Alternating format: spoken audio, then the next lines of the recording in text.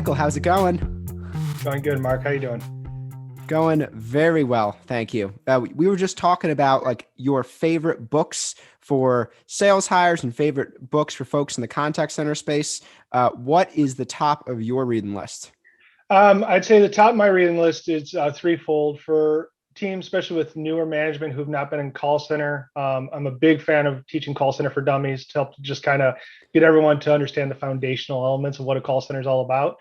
The other one on the sales side is a book called Sell Sell Slower, or sorry, yeah, Sell Slower, Move, or Sell More, or something like that. By Kevin, and I'm forgetting his last name. I'll find it here. But and then the third one actually is a book that I actually pushed. It's actually sitting right here on my desk. Is John Maxwell's 21 Laws of Leadership. Yes. And the number one, I always think the first law of leadership in there is so critical, especially for supervisors, which is the law of the lid, right? Where if you're not continuing to grow as a leader, you're going to hit a lid and then you can't grow your team anymore. So it's a big book I push out, especially for middle and upper in my leadership teams I grow with. That's totally awesome. I know John Maxwell is usually known for his leadership books because he writes a million books and a lot of them are on leadership. But my favorite John Maxwell book is that book on teamwork. Oh yeah, Have you read that one? I have. I'm actually a pretty big Maxwell fan. My catalog of his stuff is pretty massive and extensive. Actually, funny enough, there's another one right here. Actually, this is, if you want to talk about sales, this is the other one. It's the other big sales book right here. John Maxwell's Let's Everyone see. Communicates, You Connect. So Yeah. Mm-hmm. this is what happens when I have all my books next to me. Honestly, it's one of the benefits from working from home is that you can just go grab it and you can show people how much you read. Oh yeah, I think I'm up um, to 64 books a year right now. So yeah. Seriously, Oh, are you doing like a challenge of trying to read a book a week, or is that just like your life? I was always around 40 to 50. I'm more of an audio guy than a reader, but Yeah. we lead book clubs. So part of the consulting I do when we're managing teams, we actually help institute book study to help grow them. And so a lot of it, if I'm leading them or my team's leading them, I'll participate. So I'll sometimes be reading four different books at the same time, just because Hmm. we're teaching people four different books at the same time. So it's good for me and it's good for the team. So it just helps us all learn together. Keeps your brain fresh. Oh yeah. Yeah. It challenges your thinking on a lot of things you assume you know. Yeah. It's funny. I was talking to my fiance the other day, and she was saying, during COVID, she hasn't really read much at all, and because we're all trying to figure out how to enjoy ourselves and stay sane during this, year indoors. And we went on vacation the other week, and she picked up a book, and she's like, "I don't know if I remember how to read anymore." It does something to your brain. Oh yeah. Yeah. It is I always tell everyone, when you pick up a book, grab a pen and a highlighter and then it'll come back to you pretty quick. That's how I do it. But yeah, but I mean, going back to that first book, Call Center for Dummies, knowing you've got a fiance there, I'll tell you, it's also the best book for your spouse. Until my wife read that book, she had no idea what I really did for a living. Still, I Yeah. don't even think So she still really does. So what are the big themes in that book? And then we should definitely go into like how you got in the contact center space and your background. But first, would love to hear like your wife better understands what you do because of that book. Tell me your secrets. Yeah, I know. I think a lot of people look at the contact center, and it's actually a good segue because when people hear that, they immediately think of these giant, vast rooms of people all on the phones, right? And they usually think of some nasty service they receive from like a Comcast or something or whichever, right? The infamous ones, or great ones like they got from Zappos. But no one really understands how that all comes together, why it's there. And so for her, it gave her the nuts and bolts of it, like, and all the details that go into it, like workforce management. She had no clue that there's whole parts of the organization who do nothing but manage staffing and manage efficiency, and or groups who literally do nothing but look at the lighting and the screen displays and making sure every employee is wearing things like this to protect their eyes, to remove Hmm. the blue hue, and why that is important. So it just gives a little more context to it also, which is important, which is great. Why do you think all those systems are important? I think the importance of them is because, well, you got to look at where call center historically has resided, right? If in most corporations, call center reported up through to the office of the CFO. And the main reason was because the call center was always constituted as a cost center for the organization, a kind of a evil you have to have, not that you want to have. And I think some organizations throughout the years have really highlighted that it's not that.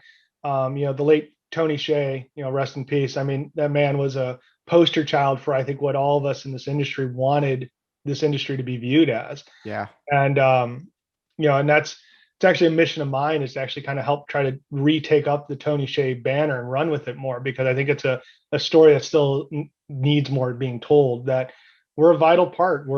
We are the engine that keeps the business going. We are we're the sale. We are the customer service. We are the retention. We are the voice of the company. We speak to, I think the last stat I saw was 98% of all communications from an organization comes from the contact center. Like, it's frightening when you think about it. And yet it's the black sheep of the family.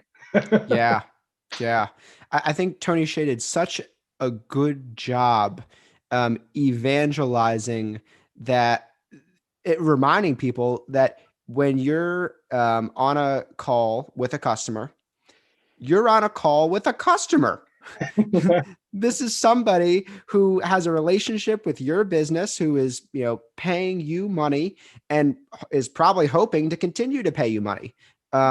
It's very easy when you can see the customer, they walk into your store, exactly how you're supposed to treat them.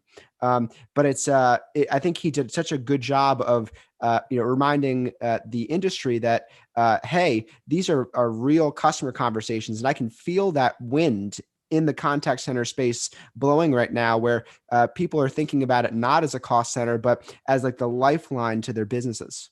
Oh yeah. And I think COVID has just put a huge spotlight on it, right? I mean, you've got, when companies, especially retail organizations, and I represent some pretty large retail organizations, when they had to shut down their customer facing side, they still needed to transact business. And so now all of a sudden people are picking up the phone, they're going on their websites, and you could quickly see the companies who were ready for it and those who weren't. And it showed very quickly. And it's definitely something that companies have got to pay attention to now, because this is here to stay. And if you're not focused on your contact center not being your cost center, but being literally the revenue of your company and the lifeblood, you'll quickly see the fall of some pretty big Fortune 500s, in my opinion. Yeah. So what does that mean practically? If you're going to be focusing on the contact center, not as a cost center, but as the lifeblood of your business, what are you practically going to do differently? So the practicalities of it is you have to start embedding the same type of level of focus in on it, right? Because you said something really important there, right? Which is when you're face to face with person, it's and that's where I started. I was in retail too, actually. I came from retail for part of my career too. In retail, when you're face to face with a person, the golden rule is easy to apply, right? And the golden rule, of course, being, treat other people how you want to be treated. And that's literally the only core value we have in our company. I can't stand all the other values of them. Like, it's simple. If you don't want them to do it to you, don't do it. Like, just treat them how you want to be treated. Mm-hmm. But when you put a degree of separation, right? So even us talking now, right? There's this degree of separation because you're not physically in front of me. I could hit leave on this Zoom call and we're done, right? And we may never speak again. But in person to person, that's not possible, right? You're face to face with them. So practical application is simple: is that you have the centers today and the centers of the future have to understand this is the new that, right? Is that it is one-to-one, and you have to abide by that. Is that if you don't tell someone the honest truth of what you're talking to them about, they're going to tell you falsehood too, back to you. If you want them to purchase from you, just be honest with them and show them the practicalities of it. And most of that comes through appropriate mentorship and training, to help grow them through past what they are doing today. There was a thing I used to say when I was still doing the whole BPO thing a lot, in the outsourcing world, which was, everyone used to ask, is the BPO market still needed in the world? This is in the early 2000s. And I remember telling one reporter one day, I said, it's vital that the BPO industry is here, because The BPO industry does one thing that most companies do not, is we help people who have forgotten how to dream once again, right? We help those who have had some mistakes or not, or had to learn how to pick themselves back up, give them an entry point into a company that could literally set their career uh, to a blaze, right? Because once you're in this space, as you know, Mark, right? The call center industry, like people like me, I was 8 years on the phones as an agent. I mean, and we're riddled with that.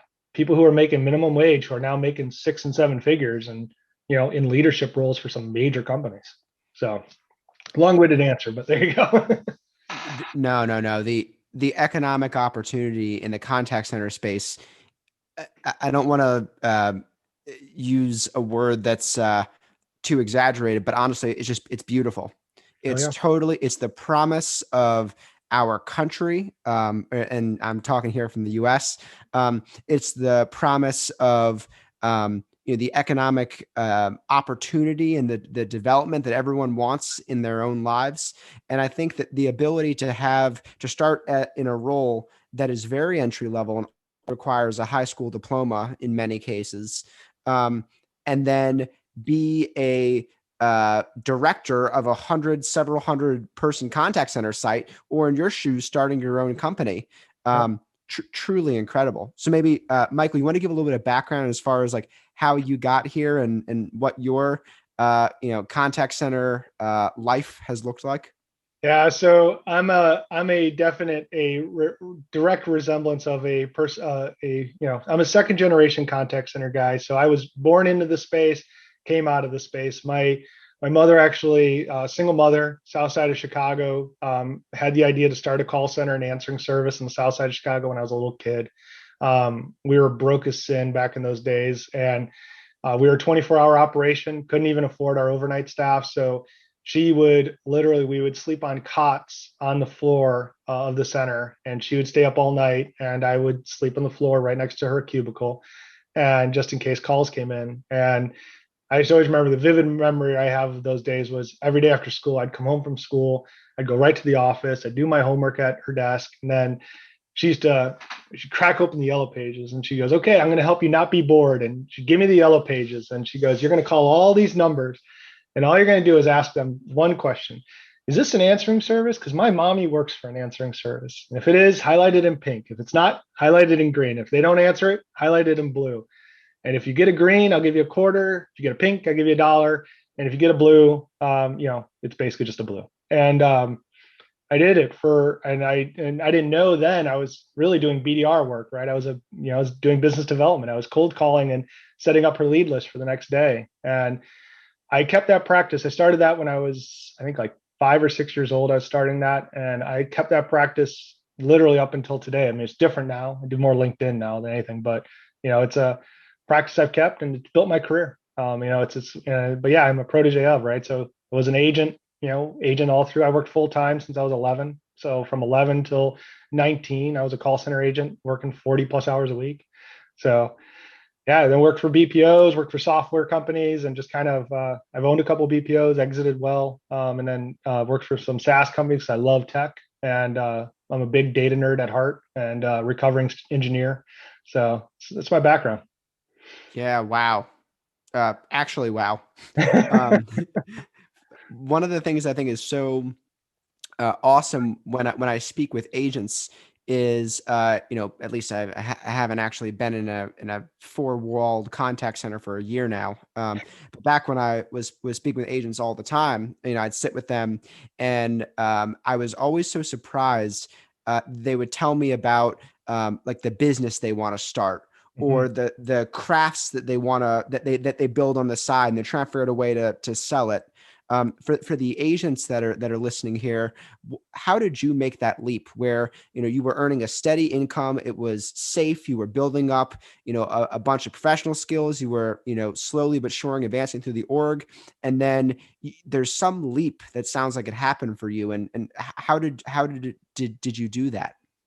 So the leap happened for me when I went to college. So I went out to Ohio State, go Buckeyes. And then while I was there, I was actually working remote, and my mother and I had a spat, as every teenage kid and mother does. And basically said, you're done, go, good luck. And it forced me to go out on my own. I actually took a job with a company called H Gregg, which is like smaller Best Buys. I think they've gone bankrupt since, but and I just took a job working on a retail floor, and just it was just the job I could get hired, right? And in the first month, I did very well. I actually was in the top rankings of the store, and the next month, I was one of the top rankings in the nation. And I figured out that I was just very good at connecting with people and selling. So fast forward about 3 months, I went home for right before summer break and was just at home. And my mother told me, she goes, "Well, so you're doing good at the sales thing." She goes, "Rather than doing that all year, why don't you come do that for the family company for a summer? You'll make more money than you need, more money than you'll need, and you can then go back to college next year and be good to go." So I did. Went back to Chicago, and that summer I made more money in one summer than I did an entire year. Just it was just incredible. I was Wow. outselling the other sales guys there $1,000 to the dollar of revenue. I mean, just it was just unbelievable how it was just perseverance and hard work. I just had a very good work ethic, and I, of course, told you, been doing it since I was a kid. So I never went back, never never looked back at college, and kept on going. And what really that was the turning point for my career is when I found sales in the space I loved, right? So I had call center, now I had sales. Um, Later on, we ended up buying the company. I found an investor who wanted to back me to buy the business for my family. We did, and then we lit the world on fire. Really, we 4x the company in 18 months. We then sold at a good multiple, and the next leap is where it was the important leap, and this is where I was getting to is I went to go work for a larger BPO up in Minnesota called The Connection, and that was I got hired in as just a sales guy, as director of sales, and I later became VP of sales. But my CEO was a guy named Fred Weiner, and really, he's who made me into what was to come. Right? I wasn't some great leader in my early 20s that ran that company up. No, I mean, we still had leadership. I was just the director of sales there, even, right? But what made me the executive was I found a person who was willing to invest in me and make me into a great leader. And that to this day, I mean, I'm still in contact with Fred regularly. I tell him he is the reason I got to where I was. And that's the reason I started my other companies. I've been in the C suite now since. And it was really because I found one person who was willing to invest time and energy in me and teach me what it meant to be an executive. And that is what happens in the contact centers. I've got lists of guys and girls I've worked with over the years, exact same thing. Agents who were agents who found one director or manager who was willing to take them under their wing and mentor them up. And that's where I tell most of the directors and managers I work with is find someone who has got the will, teach them the skill, and they Hmm. will shock you with what they will do. I think it's one of the kind of hidden costs of COVID and all these contact centers going remote is that mentorship got a little bit harder. Oh yeah, yeah. It has to be much more purposeful than ever before. Um, Yeah. You yeah. can't just be in the cube next to the guy or gal next to you and hear how they're doing and saying, "Man, teach me what you're doing." You don't have that anymore. No, no, and it's a shame, and you're feeling it. I mean, if you look at current statistics in the contact center, it's showing that loss of family, because that's really what the contact center was. Is I mean, there's a reason you have to have a circuit for enough, crock pots for Mhm. for potluck Fridays, which is I always miss those, but people are missing it. And I mean, that's why I think you're seeing drug abuse and suicide rates at the crazy all-time highs they are today in the contact center. I mean, Yeah. it's an epidemic level right now, and it's a shame. I think it goes to your point. It's we need to be more purposeful, and because people need mentors, especially in the contact center. Yeah. I'll talk about family for a minute.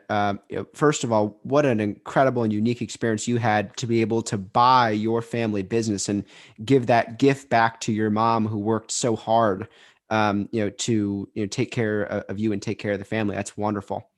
Um, One of the things that I noticed when I was first visiting contact centers, I would walk in and I'd say, "There's these like very long tables that they have set up in a big row. Why are there all these tables? And then someone brought the 20 boxes of pizza and put them all down. I said, oh, I Oh yeah, get it. time to buy lunches. Yeah. Yeah. Oh yeah. Um, Michael, I'm curious.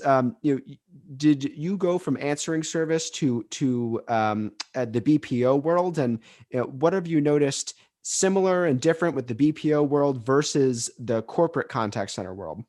Yeah. So I'll give you a little migration there. So my family's business started out as an answering service. When I came back in, I saw an opportunity to diversify it into contact center, more traditional BPO, customer care, sales, et cetera.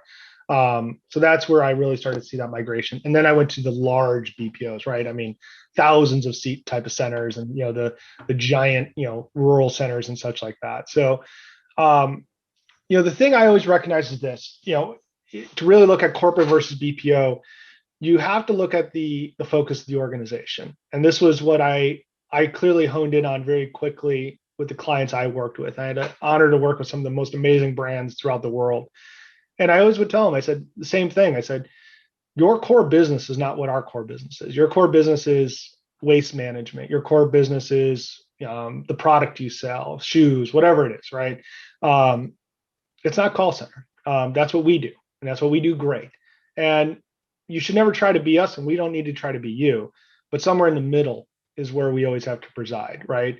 So I always, if you go back into the '80s, early like in the '80s and early '90s, the world of BPO was very different. Which was you kind of walked into a company, you looked around, and you said, "All right, you've got 500 people doing your HR. How much is that costing you? All right, we'll do it at 80% of that or whatever, right?" Mm-hmm. And you would outsource the entire department. That was very common practice. I mean, department outsourcing was just pretty much the norm all the way up through the '90s. In the late '90s, early 2000s, the world started to shift on access because companies started realizing, well, wait, instead of outsourcing this thing, how about we just hire those guys who are building these outsource companies to come run our organizations? And then the BPO leadership started actually going inside these businesses. Hmm. And they recognized certain things. But what it ended up causing was this, what we called the 80-20 rule in the early 2000s, which was you should never outsource 100%. You should outsource about 80%, minimally about 60%, and then reside about 20 to 40% of your operation internally. And the reason for that, and that's where you see today, is the internal teams have to stay static. So if you have a team of 100, you probably actually need in a corporate environment, probably that team is only needed to be probably around 60 if you look at your peaks, right? Intra-day, intra-week, intra-month, right? Where your peak is probably around 60, but they overstaff to compensate. And it's understood in a corporate environment, they just try to keep the noise away. And what we explain is keep your steady. So if you take 40% or 20%, whatever it is, all that variance degree, so all your seasonality, all of your peaks from new product launch and all that stuff, that's where an outsourcer lives. As I jokingly always say, we're the garbage collectors, right? Give us the garbage, we will make it go away, right? And now your staff is steady, and they can be the subject matter experts. Let us be the volume, you guys be the experts, and it's a very interesting dynamical shift that Hmm. occurred. Um, but the efficiency gains is why everyone still goes. It all comes back to normal internal corporate center, 52% utilization, probably at best 65 to 70% occupancy. Basically, occupancy, cheek and seat, utilization, active work. Mm-hmm. Where an outsourcer, you're usually at 90, 95% occupancy, so cheek and seat, and you're usually at 70 to 85% utilization. And that's just normal math. I mean, so when you break that down, you're talking about tens, hundreds, or millions of dollars in savings by just the sheer efficiency gains. Mm-hmm. Things I just picked up is this almost two-sided scale that you're considering, where on one side of the scale is, do I need subject matter experts for this interaction? And the other side of the scale, you're saying, do I need improved efficiency in this interaction? Um, one of the things that I think we're seeing in the contact center space in general is folks are placing more emphasis on the subject matter expertise than perhaps they have historically. Are you noticing any sort of shift between those two things, or is everyone just demanding more out of the contact center? Yeah, I mean, right now, COVID has definitely made a pivotal change, right? I mean, we are seeing record high volumes across the board. I mean, every industry's contact center is, I think the minimum I've seen in the last year has been 100% over forecast. I mean, Mm-hmm. it's unreal. I mean, Comcast reported at some point, I think they were like 500% to forecast. I mean, it's just, the numbers are absurd, right? And the issue is that so they need people, and there's a people problem right now. So right now, yes, companies are demanding more people, but let's set that aside because I think that's a temporary thing, not a long-term thing. Um, the reality is what you said, the subject matter expertise, that's the future of our industry. Artificial intelligence, that's my specialty. That's what I focus in on. Automation through utilization of either machine learning or synapse-based artificial intelligence. And what that's doing is removing the transactional volume, which is usually historically been the bulk of outsourcing and or the bulk of any contact center. That's where most of the agents reside, was that transactional volume. That's the reason for the Philippines and India and Jamaica and Costa Rica and all that, is they needed cheaper bodies to do the transactional work. Well, AI introduction is now removing the transactional work from the workflow. But what it's also though creating is a higher emphasis and need for higher talent individuals to be able to fix more complex issues. And so, Mark, I mean, like you said, right? Like you probably remember this as well as I do, right? Is when you go into the center, you sit down to that agent and you talk to them. Those are the things they love. Like that's what they're there for. Is like they want that crazy complex problem where they're gonna have to make like 30 phone calls and send 60 emails to figure this out for that customer. They want to be that solutions expert, or the sales deal that really is hard to do. They don't want just the transactional sale. And I believe that is the future. That is where we're already, not even the future. That's what's here. If you really look at great centers, that's what's being built there. And I think that's just where people got to start shifting their mindset now of how it's going to be created. Now they have a technology and an outsourcing need, not just an outsourcing need to save money. And you have to shift your metrics. The last thing you can do is ask your agents to be subject matter experts, but on the clock, you got 4 minutes. And if you're over in handle time, you need to transfer. Oh yeah. Yeah. We called it the triangle paradigm of being a CXO. When I was a last role as CXO, I was doing an interim stint as CXO, and I always told him, I said, it's the hardest role in the world because you've got you've got the PR side of it, which is we're customer centric. We love our customers. We do everything for you, right? Mm-hmm. And then you've got the financial side of it, which is you can't be everything to everybody.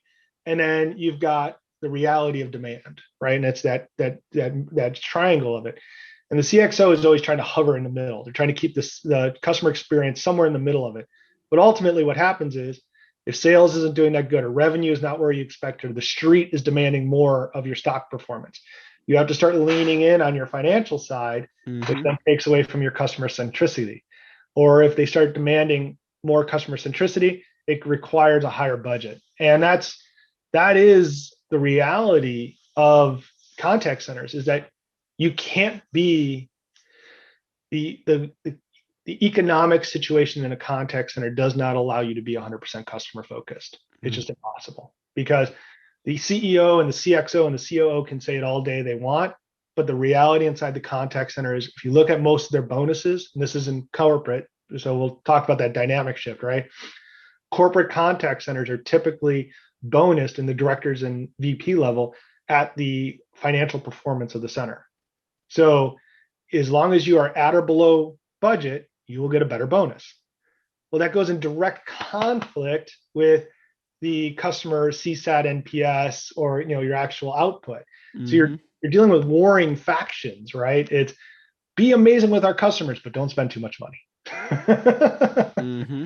So Have you yeah. noticed any sort of shift in comp plans? because we're hearing a shift in the dialogue about be more, customer focused. Have you noticed any sort of shift in how folks are compensated and incented? Nope, no one's doing it. Mm, I'd love to say they are, but they're not. They're um, the only time you are seeing it is when a CXO can actually get budgetary authority over the actual contact center. But yeah. the reality is the budgetary authority of the contact center in, I'd say, 90+% of the companies that I've had interaction with over the last 20 years has always rolled up to the office of the CFO. And at that Mm-hmm. point, you will always get budget compression. Mm-hmm. Um, one of Balto's customers in a contact center I respect a lot, the contact center rolls up to the CEO, Yeah. and you can see how that changes the thinking all throughout the organization. Where in fact, even to get any changes approved for their IVR needs to get approved personally by the CEO. And if that sounds like customer obsession to me. That is, and I would agree. And I think that is the level where you have to be, right? I mean, in that case, you have the CEO running it, but that's what you need: CEO or a CXO who's sitting at the helm of that, who's really there for the customer, not for how much budget can we cut. Yeah. Yeah. Uh, One of the things I've been thinking about is you have that triad: sales, customer experience, and the finances. And obviously, they're all kind of one of the same, but they're different focuses. Let's say you are that CFO or CXO or whoever, and you're going to lean more into the sales side or lean more into the customer experience side. How do you actually champion change throughout your organization? Like, what do you do to get hundreds or thousands of people in your contact center actually making the changes that directly affect the metrics you need to affect? What are some of the things you've seen be effective there? It's a fantastic question, actually. And this is right where I love to be. So having come up in the customer service side, but again, migrated to the sales side, I learned one thing very early was that the contact center is truly the center of innovation. I believe that with every bit of my being, and that I have found more revenue and more opportunities for new lines of business, new revenue mechanisms, and or new diversification of the organization's revenue streams in the contact center than I have in any other department, bar none. No one else has as much. So what I always explain to my heads of the contact center is you have to look at things differently. If we just sit here and have a metrics discussion of AHT, FCR, occupancy utilization, all the fun acronyms, and if you guys don't know that, go buy the book I just mentioned. It's not mine. So, but the point is I tell them focus on what is not there, right?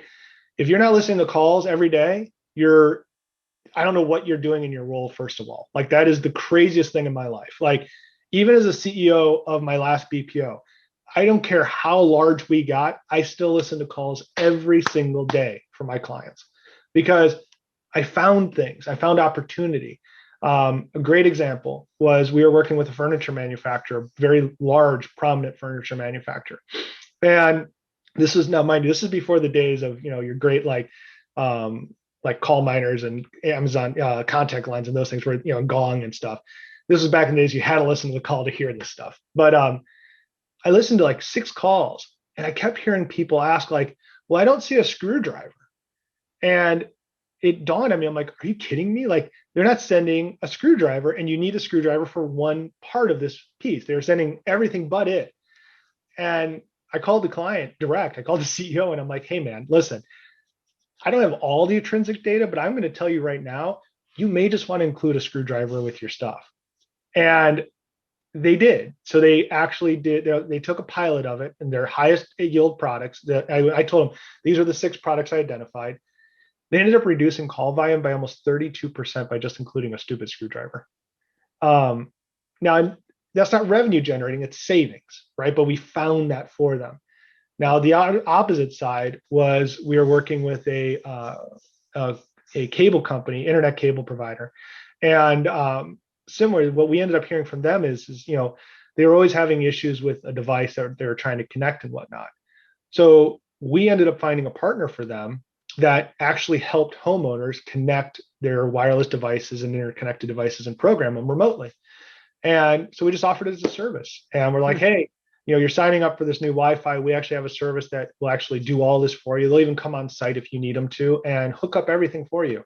Would you be interested? And we had like a 90% take rate. It was crazy. Hmm. And we ended up creating this whole new line of business. They didn't have to do anything for it. And it was a huge opportunity for them. So that would be it's a long answer, but you have to look at the revenue that is potentially in the calls, and you have to think of it that way. Stop thinking of how do I service the customer, just that. You have to do that, but also how do I service the customer and potentially make more money off of it? Let's open that up. Look at the revenue that is in the calls. What revenue's in the calls? I mean, you got everything from data to new service lines, right? I mean, the data in your calls are so valuable. It's almost hurtful. I mean, you're building a persona base that most can't ever even touch. Marketing can't deal with that. And I think that's also a reason why you're starting to see marketing in the contact center more, right? Mm-hmm. If you look at, well, before COVID, if you looked at your normal command centers, you'd all of a sudden see a marketing analyst sitting there, because they're noticing the in-brand data is more rich than the out-of-brand data. And then with GDPR and CCNA and all the other fun acronyms for confidentiality and consumer confidentiality pieces, you can only really use now the data that you're provisioning and building. And so that's your contact center. And if you're not looking at that, you're crazy. Like that's just, you're just about to fail. So one of the things that I think speech analytics um, has partially done really well and partially struggled with, and I'm curious on your take, is almost this data overload problem, right? Like you would never sit back in your chair and say, "I wonder how many people are looking up screwdrivers today." Right? Nor do you want the speech analytics to surface every single word that is mentioned more than 12 times per call, because you're going to get a lot of does, I's, A's, that kind of thing. Um, how do you know what to look for? So the really good system, What to look for? yeah, the really good systems out there, I have seen do a really good job at surfacing the word utilization. So like they usually will do high word utilizations, which help some bit. The bigger part is you really need good analytics tools that go behind that, right? Because the natural language speech processing systems do good at converting it into text, and they might do good at bubbling up the words that matter or the words that are being used. Right. But really, there's some new technologies, there's some new AI companies that I've worked with right now that what now they're doing is piecing that to business, right? So they're saying, okay, what does this mean to actual impact? So what are the impact ratios on that? Mm. That's a lot of what my team is even doing, where we can't, if the company can't afford the AI, they'll still bring us in and we'll analyze it, right? We'll look at, all right, what does this mean? Like what does this show us? And you have to have a certain scope. Your QA team won't do this. I always tell people QA is there for compliance and regulatory. Stop thinking of them as analysts. We Mm-hmm. usually will propagate a QA team now with analysts. So we'll have a sales analyst, a marketing analyst. We might have a go-to-market analyst in there, and other groups, and a financial analyst. And those people are centric into looking at that data from their perspective, right? What does this tell me from sales? What does this tell me from marketing? What does this tell me from finance? And combine that up. And that once you start putting those hunks together, you start seeing where those things are aligning and connecting very quickly. Yeah. One of the things I've started seeing recently is in-house data science teams Oh in yeah. the contact center across all functions. And one of the things that's really cool about the data science team is usually, of course, they're on one hand, compiling reports and trying to pick out insights as to what's happening, but they're also usually generating models and algorithms that help inform the product offering that the company has, and they're building stuff. So I'm curious if you've seen that at all, and what sort of direction you see that taken. I agree. I completely see that. But I'll tell you where I'm seeing it more though is on the outsourcing side. And I'm seeing that being where the reason now companies are outsourcing, because their BI team is focused for their core business, right? So like an e-com company, their BI team is really about how do we get more eyeballs on the site and how do we convert more, which is what it should be, right? My retailers, how do we use this to, transact more in the retail and get more in there, or compress costing. The BPOs now, the outsourcers, I'm realizing it's been a big change there. The outsourcers are really actually becoming more of those data science houses. So Mm-hmm. there's a group I work with. It's funny. The domestic arm of them is actually all data scientists. And then the actual operations teams are all in like Mexico and Costa Rica and other places. But that is why companies buy them, is for that data analysis to say, what's in here? Like, what are we missing? Yeah. Because companies don't have the time to ask why anymore. And as Simon Sinek well said, you got to start with why. Yeah. It's funny. That's one of the things I'll hear from contact centers often is they'll say, or for BPOs often is they'll say, we want insights from our calls. We want insights and we want to deliver it to our clients in some sort of productized fashion. So we're able to give them something that they couldn't get from the BPO down the street. Yep. Oh yeah, it's the differentiation, right? And the other part of that too is, BPOs are under massive margin compression. They've been forever, but Yeah. it's worse now than ever before. And so yeah, the BPOs they've got to grow up with the times. That's why when you see companies like Teleperformance and T-Tech and those guys, look at their software offering now. Their software arm of their business is almost just as large as their operation side. Mhm. West is a great example. West was so big, they sold the entire thing, right? They sold the entire operations department except for E911 and just stuck with software.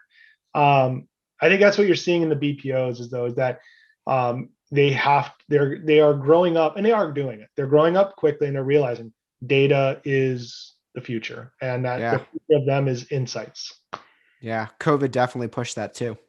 Oh yeah, yeah. Oh, like no one's business. You just it was always there. Anyone who's been around this market for more than a year or two realize it's the center of all data. It's just no one wanted to go look there because honestly, it's a mess. It's hard to get through call center data because it's gigantic. Our one retail customer said it best. He said the average store will sell, let's say, like 5 to 10 boxes a day. I'm requiring my agents to sell 5 boxes an hour, right? So Hmm. in 1 hour, an agent will do the same volume as a retail location will do in a day. Think about the cost per square foot there, because your square footage, you could say, is if you're remote, zero, Yep. and or the sales per square foot, revenue per square foot, and your revenue is 5 boxes an hour. I think people totally underestimate how much volume, how much like revenue volume and dollar volume, and opportunity cost volume goes through the contact center. That if executed upon properly, can be captured in the form of revenue and profit, and if not, is just totally wasted opportunity. You got it. And any of these companies, what they need to start looking at is the BPO is truly as their partner. That's that's really where I think the companies who are going to do some pretty amazing things will have outsourcers who are partnering with their BPOs and letting them be the R&D arm of the company. Hmm. BPOs can pivot faster than anybody. And, because my opinion is on the sales arm, like there's no reason why we're not yet embracing video. Everyone, we're all doing this, right? Every day. I'm on more Zoom and whatever, Google Chat and everything else I can name, right? Mm-hmm. That can bring a little bit of that piece, person to person communication and connection back. And if you can load up and reimagine the center a bit, there's some pretty magical things you can do there. If you're selling a device, it could show, be like, hey, look, this is the device. This is how it works. You can scroll up, take some cool pictures. Um, there's a lot of things you could do with that. And I think that's really going back to, again, corporate center, it's hard for them to pivot with that. It's too much politics. It's too much. Mm-hmm. There's too many people above that have to approve all that stuff. Where if they leverage and rethought a BPO and just be like, hey, can you take this and see if they're willing to convert this into a video chat? It'd be a pretty cool R&D mechanism. And that's how I have always ran my BPOs, was that I'd always tell people, use me as R&D, just throw it at me and let's see if we can vet it out. You know, It's a in some great way. idea. And Yeah. that's a win-win too, because then the BPO can try to secure a little more margin than they were before. They say, we're happy to help out with this. If we're going to be doing video, we're going to have to retrain people. We're going to have to, have a new program. It's going to cost more bandwidth through our network. So, we're going to have to tack on this service or this product. And I can imagine that can help alleviate some of the margin constraints as well. Oh yeah, most definitely. I mean, we so I mean, openly, I've got actually another BPO that I run and operate as well. And I mean, in that one, that's exactly the place we're putting it right now. We're repositioning it to just do that, which is when we find these insights and new potential lines of revenue and lines of business, to then launch them for the company and just say, hey, listen, here's how much money we need. Let us launch it. And once we prove it out, we'll either run it and operate it on a long-term contract, Hmm. or we'll sell it back to you, like, because we put in all the money and effort and hardship into it. So, and I think that's, it's just a change. The BPOs we've all got to grow up, and it's time we do. It's time that we realize we're not just here to catch the garbage. We're also here to recycle it and make it into something pretty cool. Michael, what do you think the contact center of 2030 is going to look like? I think the contact center 2030 is going to be a much different environment. It's going to be a much more high touch, expert environment.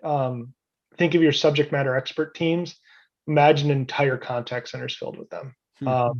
So it'll be more like AI support teams. So your AIs will be handling much of the transactional side of it, and the human element will be there, because you'll never lose the human side of it. It'll always be there because you need this. You need the person-to-person connection for certain things, especially enterprise sales or anything to do with enterprise, and anything to do with high-ticket items. But also, too, at the end of the day, people just want to at least connect and make sure that there is another human being on the other side. That is, sales, right? It's the transference of trust between one person and another. Um, so I think that's what you'll see. The $15 an hour thing going through, the political world right now has got a lot of companies scared, and a lot of, I know, BPOs specifically freaking out. Um, I think it's a little early, but that's just my view. But I think it is going to show the future. I think you will watch. Well, I mean, you're already seeing it. Look at healthcare. Healthcare is a great example. There's healthcare call centers I know today. There's one actually right here in Knoxville, Tennessee, down the street. I got there's agents over there, nurses and doctors who are making 60, 100, $150,000 a year, right? I think that's the contact center of 2030, is high specialty, high demand kind of, you know, it's going to be that. It's, your teledocs and those kind of things. Those are going to be, that's what's the future, is really high end personnel. The trick there, though, is to still find room for entry level, because if we lose entry level, we lose all the greatness that is our industry. I know too many amazing leaders that would never have been discovered if it wasn't for a call center. Michael, this has been awesome. Thank you so much for Yeah, coming on, and we got to do it again soon. definitely, Mark. It was fun, man. Thanks so much. You too. Take care, my friend. Yeah.